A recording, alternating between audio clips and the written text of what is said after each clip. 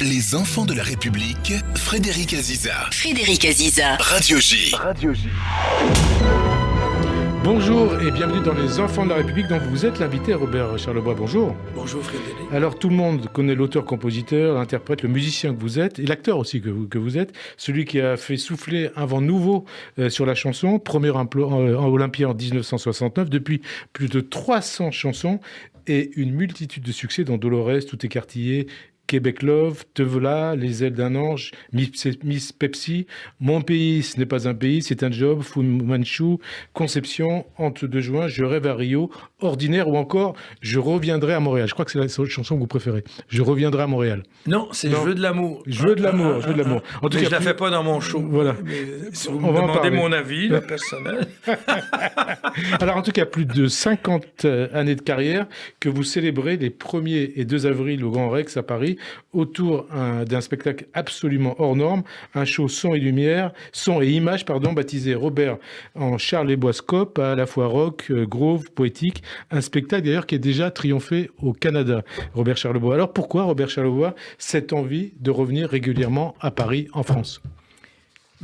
Pour plusieurs raisons. Premièrement, j'y ai des amis depuis 50 ans, des bons amis, comme Yvan Shelley, comme David McNeil, qui est mon meilleur ami.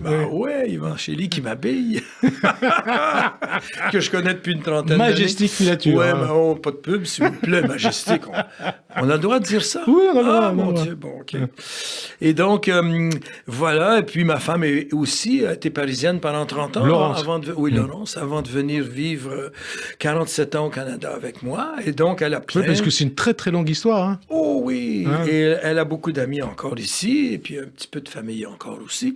J'ai des neveux qui écrivent, Florent Dabadie, par exemple, qui vient d'écrire un livre, Comment je suis devenu japonais. Voilà. Parce qu'on précise pour nos auditeurs, hein, votre beau-frère, c'était Jean-Loup Dabadie. Oui, donc je lis pour l'instant uniquement les livres de ma famille. Sa sœur aussi a écrit un livre qui s'appelle Dog, Clémentine Dabadie, sur une fille qui rentre dans le GIGN et tout ça.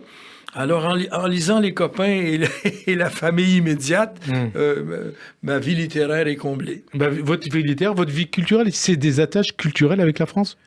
Avec la francophonie, avec la France? Forcément, écoute, moi je pense que les plus belles chansons de la planète Terre sont françaises. Oui. On n'a qu'à penser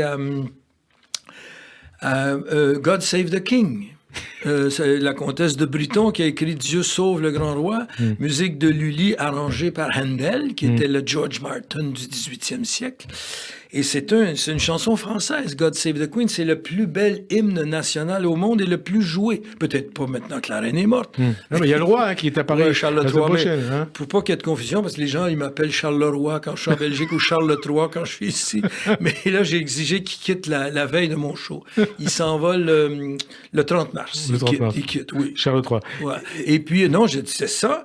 Et My Way, la chanson la plus jouée de la planète, Sinatra, est une chanson française au départ, de Claude François. Ouais.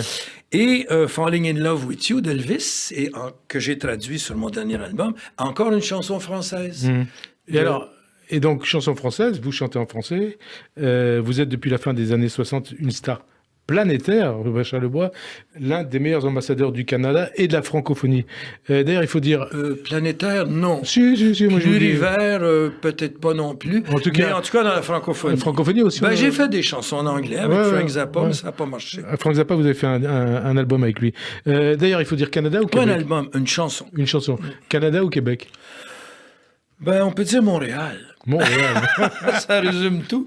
Oui, on va pas jouer aux Ukrainiens. Il y a des Canadiens anglais qui sont nés à Montréal et qui sont chez eux. Ouais. Puis il y a des Franco-ontariens qui sont nés dans le reste du Canada, dans des provinces anglaises, et qui continuent à parler français, qui sont collés. Donc, on peut dire que je suis un Québécois, mais... assez content de mon pays, mon grand pays, le Canada, qui touche à 2 océans, etc. Et qui a des attaches avec la France. Hein? Oui, puis il y a des Français au Manitoba, à Winnipeg, il y en a. Il y a les Acadiens aussi, c'est compliqué, toutes ces affaires-là. Oui, nous sommes la Nouvelle-France. Vous sentez mieux au Québec, à Paris ou en Guadeloupe? Est-ce que vous avez des attaches avec la Guadeloupe? Vous savez, aussi? c'est comme un triangle isocèle, ou non, plutôt équilatéral. Je dois passer quand même 6 mois par année. Ma vraie maison, c'est le Québec, c'est le Canada, c'est le lac Éco où j'habite.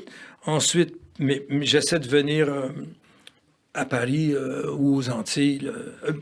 Disons que c'est formidable de marcher dans les pas de ses ancêtres. Quand je vais à Bordeaux ou à Saint-André du Donc vos ancêtres en France, hein? Moi, j'avais des ancêtres girondins. Donc, ils sont partis avec Champlain à peu près 3-4 mois après les premiers bateaux de Champlain. Et donc, ils sont arrivés au Canada, 16e, 17e siècle. Attends, 18e siècle. Nous, on était quand même un jeune peuple. Donc, quelque part, hein, vous êtes un enfant de la République, c'est le titre de cette émission. Vous êtes un enfant de la France, un enfant de la République. Ah ben, j'habite en République. La Guadeloupe, c'est la République française. Voilà. Donc, je passe beaucoup de temps en République française. Vous avez beaucoup d'amis en Guadeloupe. Ah ben oui, beaucoup. Yvan, ça fait au moins 30 ans. J'ai des amis bleu, blanc, rouge, vert, jaune, beige, créole, français, acadien, oui. Comme Coluche, qui était aussi en Guadeloupe. Oui, Coluche, vous l'avez bien connu. Mais oui. Coluche, quand nous sommes arrivés en 80, c'était une autre Guadeloupe qui ne reviendra plus jamais. On était dans la jungle, pas d'électricité, pas de télévision. Évidemment, les téléphones n'existaient pas non plus. Donc, vraiment, c'était une autre vie. Et quand on passait devant une plage, on voyait 2 autos. On aimait se baigner tout nu. On disait, il y a trop de monde aujourd'hui. Aujourd'hui, la même plage, il y a 400 autos. Ça s'est fait vite. Et quelque part, peut-être vous avez fait venir aussi ces gens-là. Coluche, oui, parce qu'après, il y a eu le jardin botanique, l'ancienne maison de Coluche. Après ça, il y a eu le Meurtre au paradis, les autobus d'anglais qui viennent visiter le village où ils ont tourné Meurtre au paradis. Il y a eu aussi la série Ils étaient 10, là, d'Agatha Christie, qu'ils ont tourné encore sur la même plage. Vive la Guadeloupe! Mais oui, mais vive la Guadeloupe, on pourrait dire vive la Martinique, ça soulagerait la Guadeloupe. Comme vous dites, vive le Québec libre. Oui. Hein? On peut dire pays-là envahi, attention. Mais la Martinique, c'est une île jumelle aussi. Ouais. Donc, vantons donc la Martinique, il y aura moins de monde en Guadeloupe, ça va aider les deux. Et alors, en tant que Canadien, vous êtes aussi un sujet de Sa Majesté, un sujet du Commonwealth. Oui, ça me fatigue un peu. Oui, ça vous fatigue? Ça me fatigue parce que... la reine, c'est le fun, parce que c'était le plus long télé-réalité de la planète. Hein, on est d'accord? On l'a suivi depuis son couronnement. Moi, j'avais 8 ans. Après, les personnages sont bons. On a aimé Margaret, on a aimé Lady Di.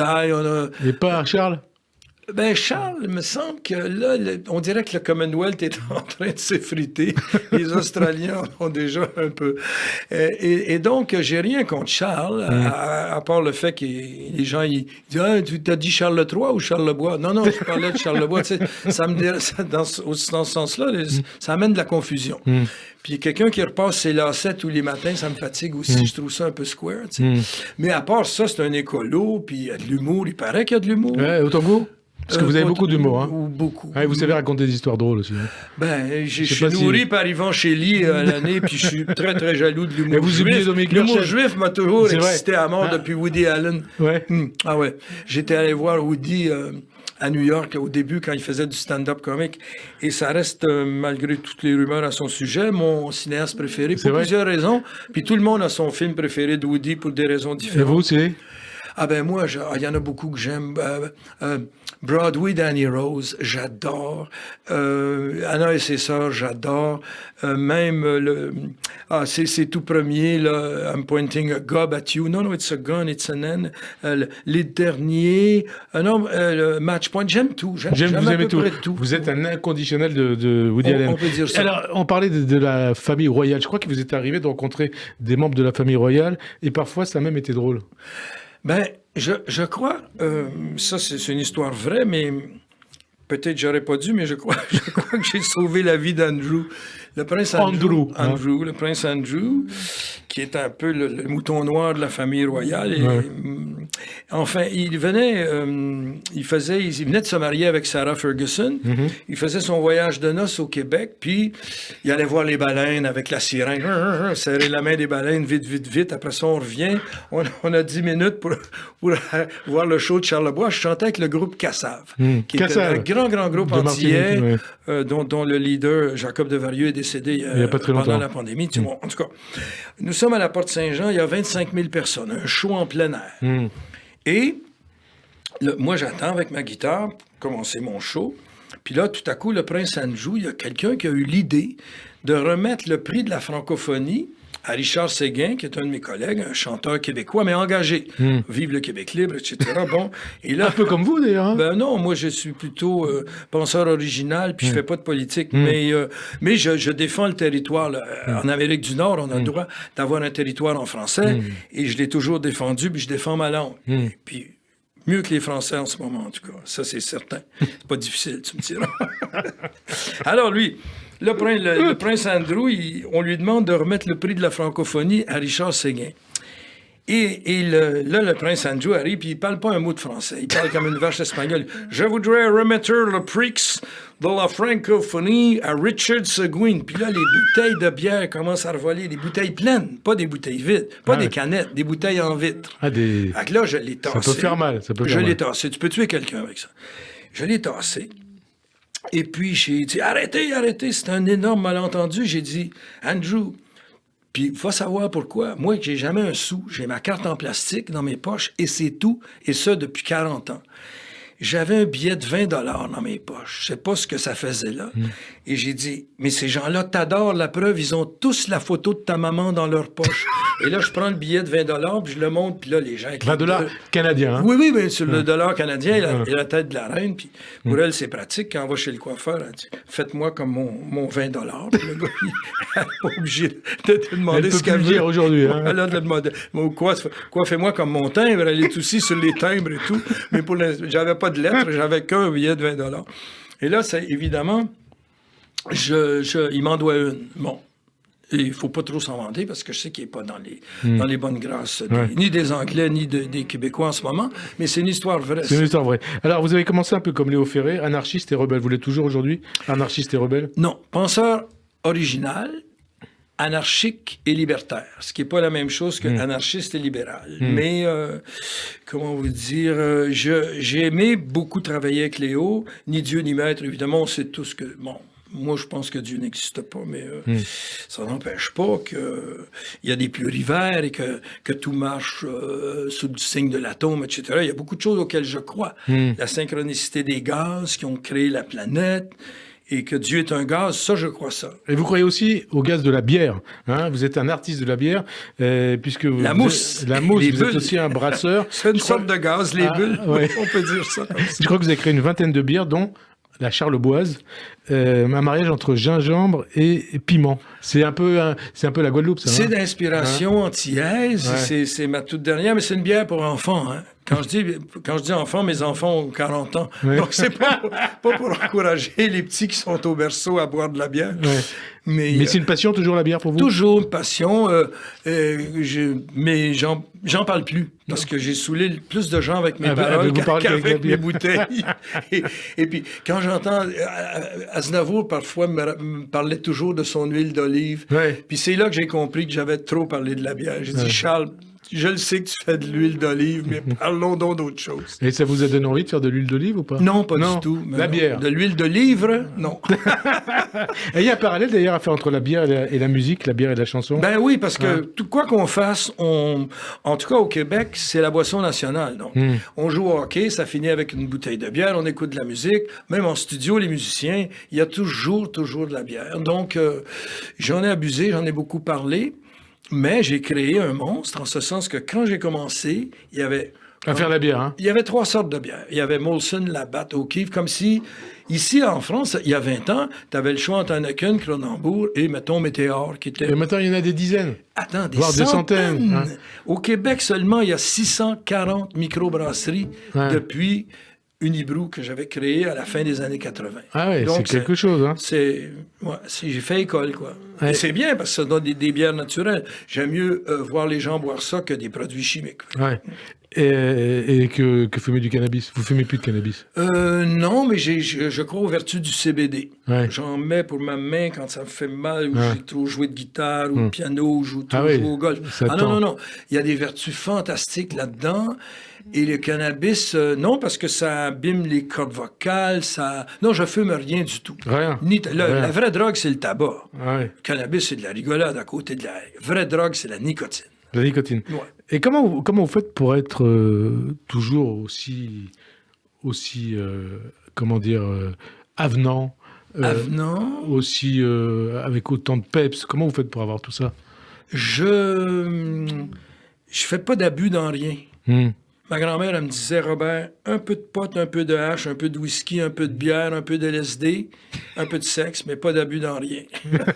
Et donc, vous faites toujours tout ça? Ouais, hein? Voilà, donc Voilà. je suis ses conseils. Voilà. Alors, est-ce que vous chantez aujourd'hui pour les mêmes raisons qu'à vos débuts, il y a plus de 50 ans? Probablement. Ouais. Ben, c'est, comment vous dire, l'amour de la musique, puis le buzz d'être au milieu d'un orchestre, puis one, two, three, puis ça part, ça génère des passions, et je crois que ma toute première passion, je l'ai eue quand j'ai écrit ma première chanson, mais je savais pas trop ce que je faisais. Mm-hmm. Et puis, à force de faire de la musique avec des orchestres, des gros orchestres, des petits orchestres, de la musique électronique, électrique, tout ça, on s'aperçoit que c'est infini. Ben, comme l'alphabet, c'est... Comme l'écriture, oui. Ben, les 26 lettres. Regarde ce qu'on a fait avec 26 lettres. Puis 13 notes. C'est toujours les mêmes 13 notes depuis Chopin, Beethoven, Tchaïkovski, Mozart, Zappa. C'est toujours les 13 mêmes Toujours, notes. et avec... c'est tellement vaste. Et d'ailleurs, vaste. et vous avez commencé avec la musique classique, c'est votre père qui vous a mis au piano quand vous aviez 9 ans, et lui était un fou furieux de la musique classique. Il adorait la musique classique. Mon père, ben, ça dépend. C'est ce que j'ai lu, en tout cas. Classique. Mais il aimait beaucoup Gershwin, surtout. Rhapsody in Blue, mais pour moi, c'est ça la musique classique. Pourtant, Gershwin, j'écoute pas ça par sentimentalité. J'étais presque pas au monde, je suis né en 44. Donc, Gershwin, c'est les années 40. Donc, peut-être qu'ils écoutaient ça. Moi, j'aime beaucoup Gershwin. Et tout Gershwin, Porgy and Bess ou Rhapsody in Blue, enfin, même I Got a Crush on You, Sweetie Pie, ces chansons sont plus riches. Un intro de chansons de Gershwin, pour moi, est plus riche que la plupart des chansons que j'écoute aujourd'hui, tous accords confondus. Et je crois que vous dites aujourd'hui, vous avez remercié votre père de vous avoir mis au piano à 9 ans. Mais c'est pas qu'il m'a mis au piano, il m'a mis pensionnaire. Ouais. Et puis moi, j'étais pas... Dans une école catholique, hein, religieuse. Oui, puis comme je vous dis, penseur original, I don't ride with the pack. Je suis pas la meute. Je suis un loup solitaire, moi. Puis prendre mon bain de pied avec 12 petits-enfants, puis prendre ma douche à 15, puis un dortoir où on était 40, jamais pas ça. Et la seule façon de m'abstraire, c'était des cases fermées où il y avait des pianos. Donc, j'ai commencé à suivre des cours de piano. Mais si j'avais pas été pensionnaire, j'aurais joué au hockey puis au baseball au lieu de jouer du piano, parce que c'est chiant prendre le piano quand t'es petit. Faut que t'apprennes le solfège, puis Chopin for Children, puis tout ça. Alors, merci papa de m'avoir finalement... Oui, c'est grâce à lui. Grâce à lui que vous êtes un grand Ben, musicien, j'ai une star. commencé, puis à l'âge de 11 ans, quand je suis sorti, là, il y avait la révolution pan-américaine du rock and roll d'un bout à l'autre des États-Unis. Là. Il y avait Bill Haley, ensuite est arrivé Elvis, Jerry Lee Lewis, Chuck Berry et tous les grands, Fats Domino, Ray Charles. Donc là, tout ce que j'avais appris au piano, je l'ai transposé sur une guitare. Et vous les avez croisés, tous ces gens-là? Moi, j'ai jamais rencontré Elvis. Je l'ai vu marcher une fois entre son auto et l'auditorium quand j'étais adolescent, parce qu'il avait été interdit au Québec, parce qu'il bougeait en dessous de la ceinture. Il l'appelait Elvis de Pelvis. et donc, j'étais allé le voir avec des copains à Ottawa, qui est à la frontière de l'Ontario. Puis on n'avait pas vu le show. On l'avait juste vu marcher de sa limousine à la porte de l'auditorium. puis on en a parlé pendant 1 mois. T'as vu Elvis, comment il marche? T'as vu ses épaules quand il marche? T'as vu comment il relève son collet? Imagine si on avait vu le show. Je t'en parlerai encore aujourd'hui. Et alors, vous dites d'ailleurs qu'à vos débuts, c'est une période où on jetait le bonheur par les fenêtres. Qu'est-ce que ça veut dire? Est-ce que c'est toujours le cas aujourd'hui? Ah non. Non. Ben, c'était avant le téléphone et avant les... Moi, j'ai pas de téléphone, ils vont m'empailler un jour parce que j'en aurai jamais, comme Victor Hugo. S'il n'en reste qu'un, je serai celui-là. Je trouve que c'est un sport de filles, mais ma femme en a 2, puis mon attaché de presse aussi. Donc il y en a pour vous? Non, moi, je parle pas au téléphone, puis non. Moi, c'est la télépathie. Ouais. C'est mon côté Mesmer. La différence, c'est que Mesmer, il a rempli le Rex pendant 100 soirs. 100 soirs de suite, imagine-toi. Alors, je suis loin derrière. Quoiqu'aujourd'hui, il y avait 800 000 personnes devant le Rex. Ouais. J'ai cru qu'il m'acclamait. Donc on était donc jeudi, manifestation. Ah, d'ailleurs, manifestation pour les retraites. Quand vous arrivez en France, vous êtes arrivé il y a quelques jours, comment est-ce qui se passe? Qu'est-ce que vous dites? La France d'aujourd'hui, ces grèves sur les réformes des retraites, les poubelles partout. C'est pas la France d'aujourd'hui, c'est le monde qui... Moi, il y a une phrase de Duke Ellington qui est imbattable, c'est même la semaine d'1 heure par semaine sera toujours trop longue pour celui qui n'aime pas ce qu'il fait. Ouais. Et quand on a la chance d'avoir des métiers qu'on aime, puis il y en a beaucoup, pas que les artistes. Bon, chanteur, c'est le plus beau métier du monde. Et même les acteurs en rêvent et tout. Mais parce que vous, c'est pas la retraite à 60, non, mais il y a des gens 64 ans. qui sont à l'accueil, qui disent j'aime mon travail. Il y a des scientifiques. Des métiers compliqués, difficiles. On n'est pas obligé d'avoir une passion, un métier choisi. Ouais. Au moins, tu es chômeur dans un métier que tu aimes, puis il y a des métiers imposés, puis il y a des gens mal pris qui veulent gagner de l'argent, mais personne ne veut travailler. Moi, j'interroge des jeunes, j'ai jamais vu quelqu'un. Ils veulent être considérés, ils veulent de l'amour, ils veulent un rôle dans la société, sinon ils ne se lèveraient pas à 5h30 du matin puis être sur l'autoroute pendant... Ils ont un rôle dans la société. Et les gens qui prennent leur retraite trop jeunes, parce qu'il y a des métiers où tu es obligé d'arrêter à 50 ans. Puis c'est pas de la pénibilité physique, c'est des métiers de finance. Puis les gars disent, mais on est au sommet de notre Ou de sportifs, hein? Oui, là, ou des danseurs de ballet, où il y a beaucoup de métiers où tu es à 30 ans, oui, la plupart des sportifs... Après, on refait autre chose après. Hein? Exactement. Hein? Et tout le monde n'a pas une retraite comme Mbappé. Et d'ailleurs, les chanteurs, les artistes, pareil. Hein? Oui, c'est rare, c'est rare des artistes qui ont une carrière aussi longue que la vôtre. Chanteurs, il n'y a pas de... Comment dire, il n'y a pas de mode il n'y a pas de péremption. Ça a été... moi, je touche du bois tous les jours parce que ça fait 60 ans que je fais ça, mais il y en a eu d'autres. Il y a eu Trenet, il y a eu Aznavour, puis c'est pas parce que, moi, je pense que les gens qui prennent leur retraite trop tôt, que j'ai connus, vieillissent d'un coup, bang! Et puis, dans votre milieu de la chanson? Hein? Milieu de la chanson ou partout? Ah non, je parle des gens là, ça arrive dans des métiers où on te tasse, on te met de côté parce que tu as 50 ans, et ces gens-là, ils vont faire du vélo, 18 heures de vélo, mais je payerais pour pas y aller, moi, tu comprends? Le lendemain, j'ai fait 36 trous de golf. OK, mais pas tous les jours. Pas tous les jours, il faut faire autre chose. Vous voudriez mourir sur scène? Je préférerais ne pas mourir, mais quoi que ça serait chiant aussi. On ferait des chansons dont l'intro pourrait durer 3-4 siècles. Mais non, je plaisante. Je trouve la vie un peu trop courte, même si elle rallonge de plus en plus. Puis, c'est un problème, en fait, démographique que la planète a. Puis c'est vrai, ça date de la guerre 39-44. Parce que on appelait ça les baby boomers, c'est des son of a gun, tu sais. Parce que la conscription au Québec et en France, probablement, quand tu étais père de famille, tu n'allais pas au front. Fait que là, mettons qu'il y aurait une guerre mondiale, si la Pologne se joint à la Moldavie, etc., dans 6 mois... L'Ukraine, hein? Pardon, à l'Ukraine, avec les deux... Oui, c'est ce qui se passe en Ukraine, oui. Tous les jeunes là, qui sont des rappeurs aujourd'hui, ils vont faire des bébés parce qu'ils vont avoir la chienne d'aller au front. Ils vont chier dans leur culotte pour pas y aller. Et là, ça va créer un autre boom. Et nous, on est victimes de ce boom-là. Donc, il y a plus de vieux que de jeunes. Et c'est pas jouable, ça. D'ailleurs, au Canada, c'est à quel âge la retraite? 65. 65? Puis en Belgique, c'est 67. Puis ils sont contents. Ils trouvent ça drôle. Ils ont du fun. Et vous dites ça en français? Il faut trouver ça drôle? Ben non, parce que qui suis-je? Premièrement, je suis pas français, donc je peux pas me mêler de ça. Je connais pas tous les détails. Si tu as le choix entre arrêter la pension de vieillesse ou élever les impôts, ils font celui qui fait le moins mal. nationale, mais je me mêlerai jamais de ça parce que j'aime pas que les artistes se mêlent de politique. Et vous avez raison. Et quand les artistes français viennent au Québec se mêler de l'indépendance, puis de l'autonomie, puis de la laïcité... Vous leur dites, taisez-vous. Un petit peu. Je voudrais pas tomber dans le panneau non plus. Vous n'allez pas vous taire. Le 1er et le 2 avril, vous êtes au concert au Grand Rex. La scène, c'est important pour vous? Ben la scène, écoute, moi je fais du télétravail depuis l'âge de 16 ans. Parce que quand on fait des émissions de télévision, c'est pour faire de la scène plus tard, puis aller rencontrer le vrai monde. Donc, le télétravail, en voilà un exemple comme quoi l'économie est imprévisible toujours et n'est pas une science exacte. C'était supposément une situation d'urgence pour sauver la planète pendant la pandémie. On a une idée, on va faire du télétravail. Et aujourd'hui, essaie d'engager quelqu'un, toi, si tu lui permets pas de faire du télétravail, bonne chance. Les jeunes, ils veulent tout ça. Est-ce qu'on peut faire du télétravail? Ça a changé la vie. Mais ça ne suffit pas. Il faut faire de la salle. De la salle, alors la du salle... terrain. Il faut faire du terrain. Et votre terrain, c'est la scène. C'est la scène. Ouais. Votre spectacle, qu'est-ce qu'il faut... Comment vous résumez ce que vous allez faire sur scène? Votre production sur scène les 1er et 2 avril. Parce que c'est un spectacle époustouflant. Époustouflant, mais je ne l'ai jamais vu. C'est mon plus grand regret, ça.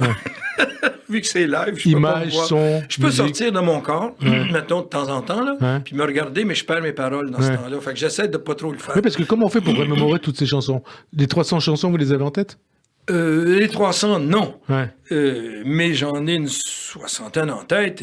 Mais dans ce show-là, il n'y a pas d'improvisation possible parce que j'ai 10 musiciens qui s'occupent des images, des yeux, des éclairages. Il n'y a pas que du cinéma. C'est 100 minutes en cinérama, mais c'est pas 100 minutes de cinéma.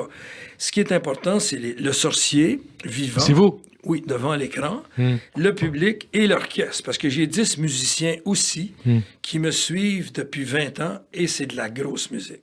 Je me mettrais à côté de McCartney, de n'importe qui sur la planète et je serais fier. Parce que vous êtes aussi un super mondial. Musicien. Hein? Oui, vous touchez à tout, mais j'en joue pas là-dedans et c'est pour ça que c'est plein.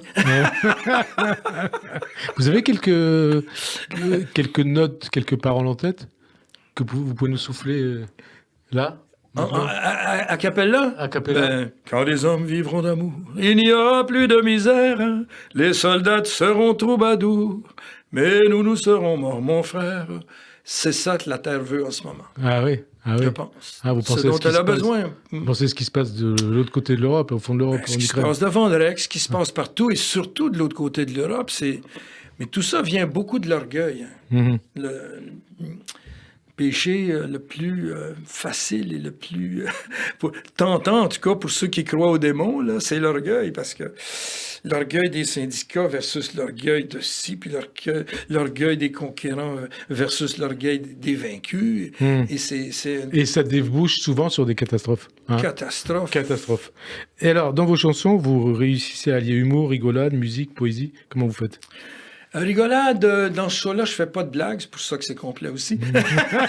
Vous allez nous en raconter 2 ou 3 des blagues, vous allez voir. Nos éditeurs vont voir que vous êtes fort. En blague? En blague. Ah oui. Mais je dis toujours que je vais faire... parce qu'après avoir chanté au ukulélé, à la guitare acoustique, j'ai eu un big band, j'ai eu des combos, des sections rhythm and blues, j'ai chanté avec des orchestres symphoniques souvent. Qu'est-ce qui reste? Le stand-up comique, finalement. C'est comme défi. Quand tu as tout fait dans le monde de la musique. Alors, stand-up comique, 2-3 blagues de Robert Charlebois. Stand-up comique 2-3 blagues. Parce que je vous ai déjà entendu raconter des blagues. C'est extraordinaire. Mon Dieu. J'ai une blague assez féroce qui m'a été contée par Yvan Chély. Ouais. qui est une blague... Qui est un ami commun, hein? Oui, qui est une blague parce que, comme je vous dis, je suis jaloux de l'humour juif, je vais me risquer. C'est un... Attention, je marche sans filet. C'est un terroriste qui arrive chez un petit tailleur juif avec sa mitraille. Il mitraille tous les miroirs, les costumes en tweed, il mitraille les vêtements, les chemises et tout. Allah est très très grand. Allah est grand, Allah est très très grand. Le petit tailleur, il dit, calmez-vous, nous avons toutes les tailles. Vous en avez une autre comme ça? J'en ai plusieurs. Allez-y. OK.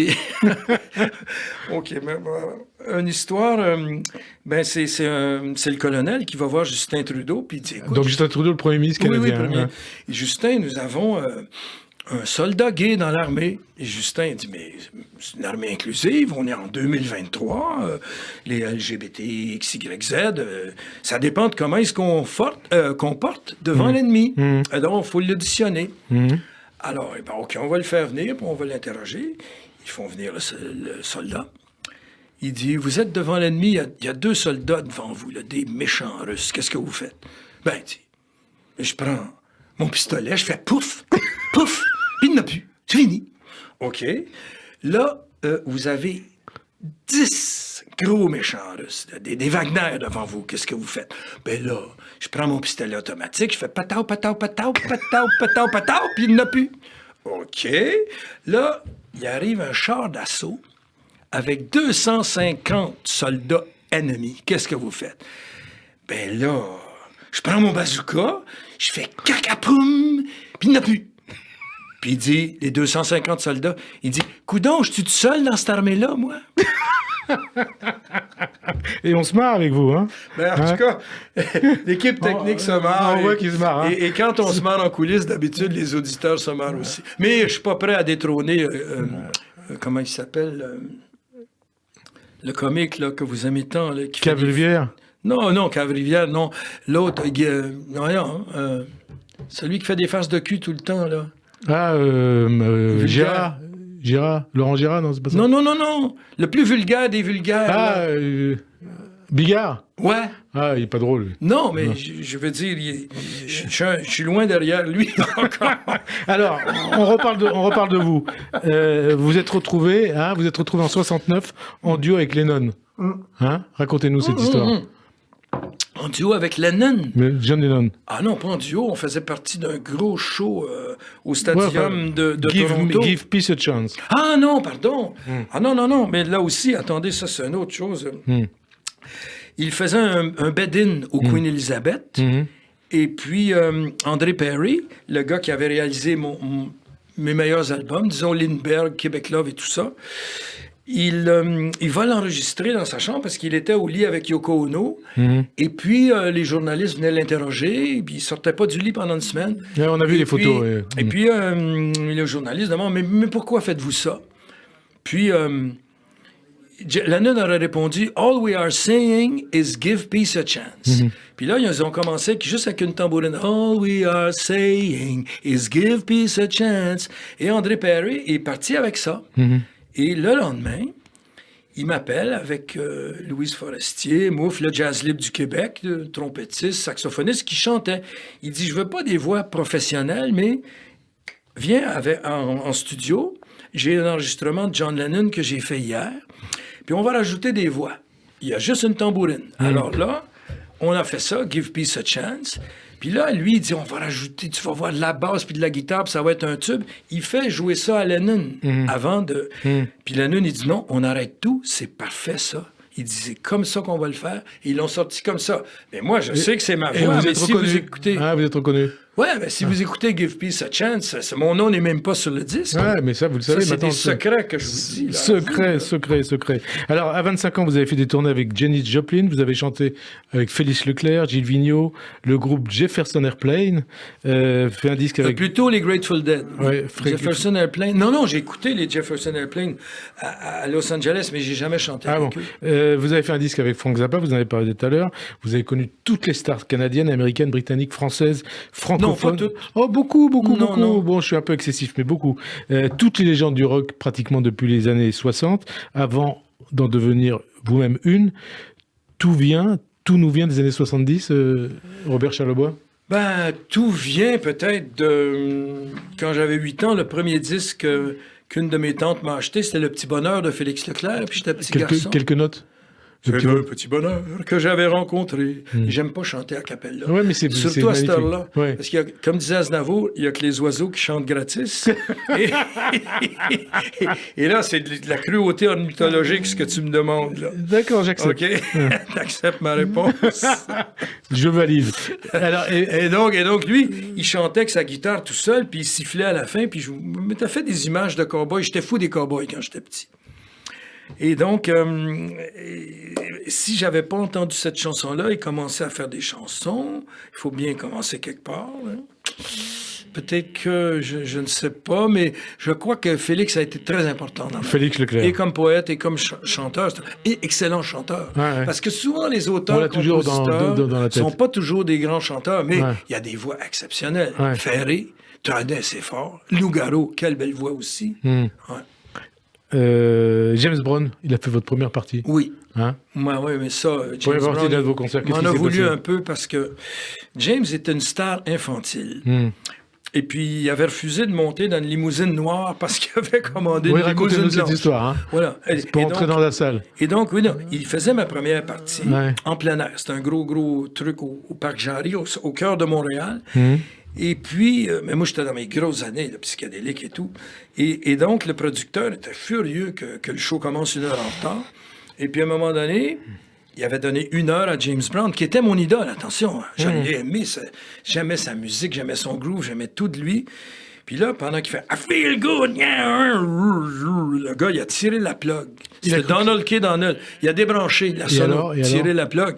Là, James Brown, il pensait que c'était moi, ça. Il me montrait son Il voulait poing. me casser la figure. Il me cassait la gueule. Après, j'ai été pleurer d'un bras en disant « C'est pas de ma faute. Écoute, j'étais gêné de ce qui t'est arrivé, etc. » Puis je l'ai revu ensuite à la Place des Arts, puis on s'était bien réconciliés. Dans une Cadillac blanche ou noire? Cadillac, pardon, lui, blanche ou noire? Il exigeait toujours des limousines blanches, mais j'ai jamais vu ça dans le showbiz. Lui, il s'habillait plus flashé dans la vie après son show que sur scène. Ah oui. Sur scène, pantalon noir, chemise blanche, petite ceinture écrit sexe en diamant, mais des tout petits diamants. Et à la fin du show, le chapeau à plumes, la cape en or, etc. Ah ouais. Ouais. Et vous habillez comment? Ben moi, m'habille... Simplement. Je sais pas s'il y en a qui ont vu... Once Upon a Time in c'est Hollywood. important d'être la façon dont tu habillé sur scène. Oui, mais c'est important quand on a un show basé sur le cinéma, les éclairages, d'être neutre, ivoire, couleur ivoire ou blanche, pour aller avec ma guitare. Et parce que l'éclairagiste peut mettre la couleur qu'il veut ensuite s'il y a des films, des projections, des agrandissements de photos, etc. Donc, je m'habille...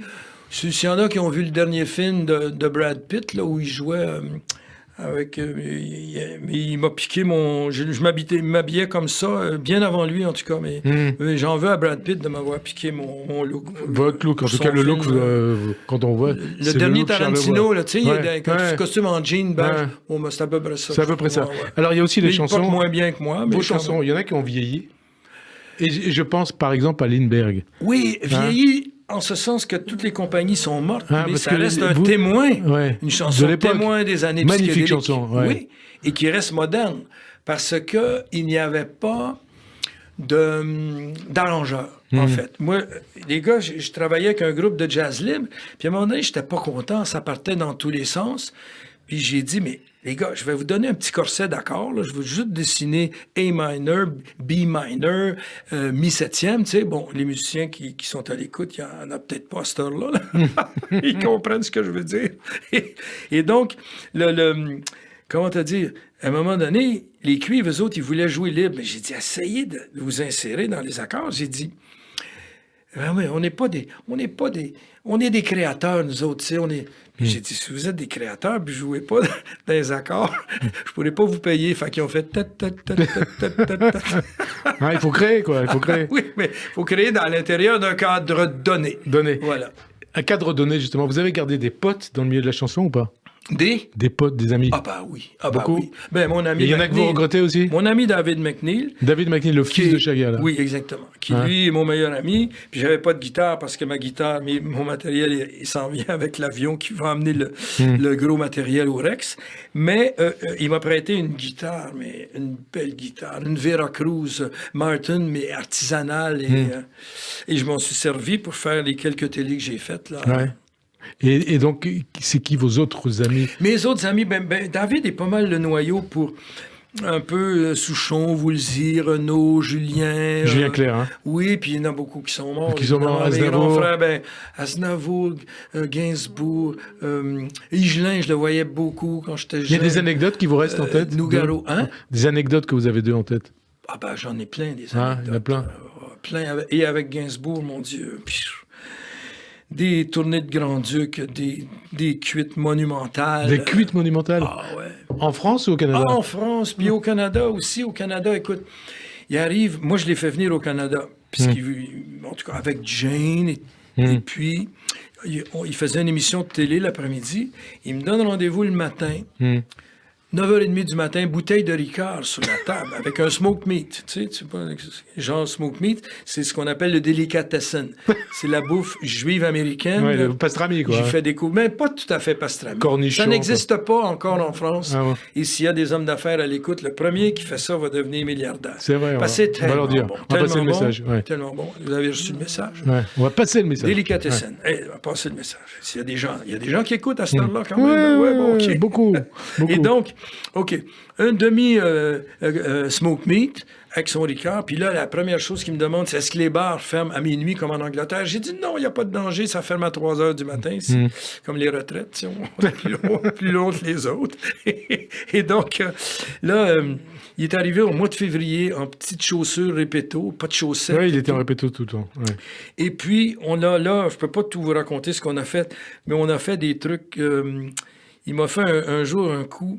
J'étais dans sa maison à Saint-Germain qui va devenir un musée bientôt. Rue Verneuil, oui. Puis là, on partait pour faire la tournée des Grands-Ducs, c'est-à-dire les bains, douches chez Régine, le Cœur Samba et plusieurs autres dont je me souviens des pas. Boîtes. Des boîtes. Et il me demande, il y avait une chanson de moi qui aimait qui s'appelle Joe Finger le Doux, c'est l'histoire d'un pianiste de bar. Parce que j'en ai fait du piano-bar et je continue à aimer ça. Et comment vous dire, je joue. Et là, on s'en va se peinter et on revient à 4 heures du matin. Charlotte devait être tout petite. Elle devait avoir 6-7 ans, une affaire comme ça. Et là, après avoir bu et tout ça, sans me le dire, il pèse sur un bouton et je vois mes mains jouer les mêmes notes que j'avais enfoncées 5 heures plus tôt sur ce clavier-là. Il avait tout mémorisé. Non, mais j'ai failli avoir une crise cardiaque parce que je voyais les notes bouger, puis il m'a dit c'est un prototype que la compagnie Yamaha, mais c'était même pas un piano à queue, c'était un petit piano droit. Puis on voyait aucun mécanisme électronique, c'était sous le piano. Puis quand il a vu que mon cœur allait lâcher, là, il m'a expliqué ce qui se passait, mais il a failli me tuer. Alors, 2-3 histoires avant de conclure cette émission. Vous avez connu Fidel Castro qui vous a invité à dîner avec lui à La Havane en 75. Oui. Hein? Oui. Je ne veux pas faire de la peine à nos amis cubains qui ne l'aiment pas, là, mais moi, je l'ai toujours... Comment dire? J'étais fasciné par... comment ça travaille du chapeau, un gars qui peut parler pendant 4 heures, pas de feuilles, devant 25 000 personnes. Des fois 6 heures, 8 heures, oui. Oui. Impossible. Travaille assis, bambano, travaille assis, bambano, travaille assis, bambano, etc. Et je crois que M. Trudeau, le père de Justin, m'avait beaucoup aidé en ce sens que... Premier ministre canadien. Oui, il était premier ministre du Canada. Il était ami de Castro. En tout cas, le Canada l'a toujours un peu soutenu par les touristes, et puis les Espagnols aussi. Quand les Américains ont mis l'embargo, Trudeau a dû appeler M. Castro, j'imagine, en disant « Hey, le petit chanteur canadien, s'il aime ça, Cuba, il a une grande gueule, il va parler à ses amis, puis ça va faire entrer des devises. Et là, moi, je voulais la place de la Révolution pour filmer une chanson qui s'appelait « Mon ami fidèle ». Pour amener le peuple au ciel, il faut une samba éternelle. Je vous épargne le reste. Alors, parce qu'il y a une parole, une phrase. Ben, parce qu'un président, ça date, mais un révolutionnaire, c'est fidèle. Voilà, parce qu'un président, ça date, mais il dit, qu'est-ce que mon nom fait à côté de sa date? Et ça lui a pas plu. Et un révolutionnaire, c'est fidèle, mais il y a des choses qui sont impossibles à traduire. Non, c'est un jeu de mots, ça date en anglais. On dit, ma voiture a de la date. Tu sais, ça veut dire, tu as une vieille auto, c'est bon. Ça date, ça veut dire, c'est passé. Et lui, en tout cas, non, mais ça, c'est formidablement bien. Il m'a donné des cadeaux et tout. Mais tout n'est pas traduisible. Hier, je parlais de mon ami McNeil. Il vient de refaire un livre sur son papa Chagall, là, qui s'appelle Quelque part dans les pas d'un ange. Ils appellent ça une réédition, mais c'est pas une réédition, c'est un remake. On arrive presque à la fin de cette émission, c'est passé très vite. Le mot remake n'existe pas en français. Une question. Il paraît que vous avez comme projet de vous produire en Israël. C'est vrai?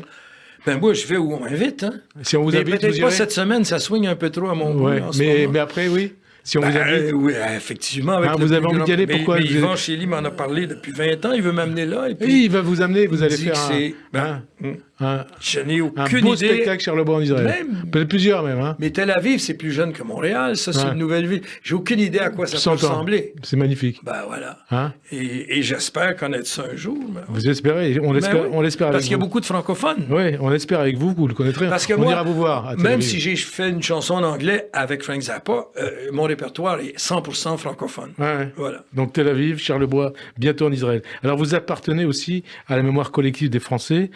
Est-ce que vous l'imaginiez au début de votre carrière et comment vous le vivez aujourd'hui, d'être cette si grande star que vous êtes? Bon, pour moi, les stars, c'est au ciel. Il n'y a que des artistes qui ont été plus ou moins chanceux et qui savent travailler. Et la chance, je suis ordinaire, mais très chanceux. Et ça compte. C'est la clé de la vie, la synchronicité et timing. Parce que tout le monde représente sa génération plus ou moins bien. Je me compare pas à Madonna ou Michael Jackson, mais moi, je suis un produit de la Révolution tranquille du Québec. C'est le Québec qui m'a fait et non l'inverse. Et le travail aussi, hein? Et le talent. Mais la passion, parce que le mot travail n'existe plus dès qu'on a une passion. Il n'y a pas de week-end, il n'y a pas d'heure, il n'y a pas de vacances. Il y a le talent. Ben, ça prend un petit peu de talent. Et le fait d'aimer les gens aussi. Ben oui, si t'aimes pas les gens, là, tu t'es trompé de métier. Tu peux chanter sur le pied de ton lit toute ta vie, mais tu feras pas une longue carrière. Merci en tout cas, Robert Charlebois, de votre témoignage. Merci à vous de nous être fidèles. Je rappelle que vous êtes en spectacle au Grand Rex les 1er et 2 avril. Il reste des places pour le 2. Le premier, c'est plein jusqu'au plafond. Vite. Mais oui. J'ai beaucoup d'amis, la preuve que j'ai beaucoup d'amis. Voilà. Les fans, c'est des amis. Hein. C'est compliqué aujourd'hui. Et alors, il faut y aller au Grand Rex. Bon dimanche sur Radio J. Et si vous avez des autos puis des gardiennes, pensez-y d'avance. Merci Robert Charlebois. Merci.